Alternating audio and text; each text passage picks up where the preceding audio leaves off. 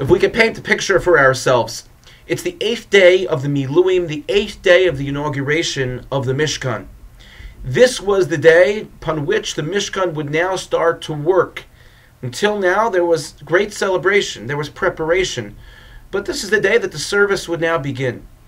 And so Moshe gathers all of the Jewish people around, and they're all standing around the Mishkan. And then Moshe calls out to Aaron, Ubanav, and Aaron's sons, and to the Ziknei Yisrael, to the elders of the Jewish people. And he tells them, come close. And then he commands Aaron to start the service. And by Aaron starting to bring korbanos, to bring sacrifices in the Mishkan, Hashem's presence finally comes into the Mishkan. After all, that was the essence, the purpose of building the tabernacle in the first place, was that Hashem's presence should rest with the Jewish people. V'yasuli mikdash, Hashem said, if you build for me a mikdash, v'shachanti b'socham, I will dwell among you.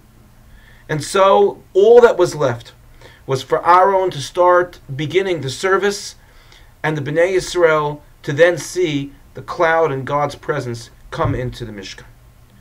When Moshe gathered all of the people together, and he called Aaron and he called his sons, why did he call the Ziknei Yisrael? Why did he call the elders of the generation? And so Rashi explains to us and says, well, very practically, Moshe wanted to show the people, lest there be people who would say, hey, the reason why Moshe selected his brother Aaron was because it's his brother, and he wanted to share the wealth in the family. So no. Moshe says, no, I need the Zekanim, I need the elders to be here, because the elders testify to the authenticity of the selection of Aaron by Hashem. And it was the elders in every generation that was to testify to the authenticity of the Torah of Moshe Rabbeinu, that which was given on Har Sinai, the tradition that was then handed down to each generation through its elders. The Medrash on this pasuk tells us that the Jewish people are nimshal, the Jewish people are compared to a bird. Just like a bird needs wings in order to fly, so too the Jewish people, in order to fly, in order to become close to God, in order to have God's presence dwell among them, they need to have wings in order to fly, and those wings are their Zekanim, are their elders. Without their Zekanim, it's impossible to fly. Without wings, a bird can't fly.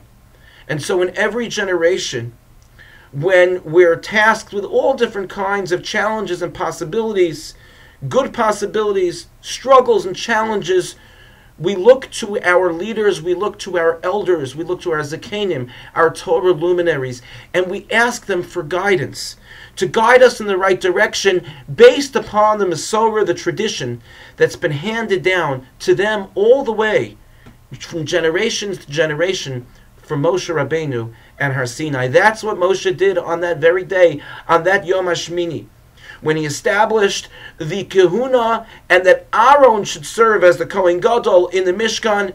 He made sure that the Zekanim saw that it was part of the divine plan, because the Zekanim, the elders, would help the Jewish people in every generation rise to the greatest levels that they can possibly connect to HaKadosh Baruch Hu. We live in a world where certainly secular society has the notion of in with the new and out with the old. It's all about the young, it's all about the youth. Our generation sees itself as one that has been so creative, unlike any other generation before us, to the degree in which we have been creative in so many different areas. But on a religious level, there is nothing that has changed.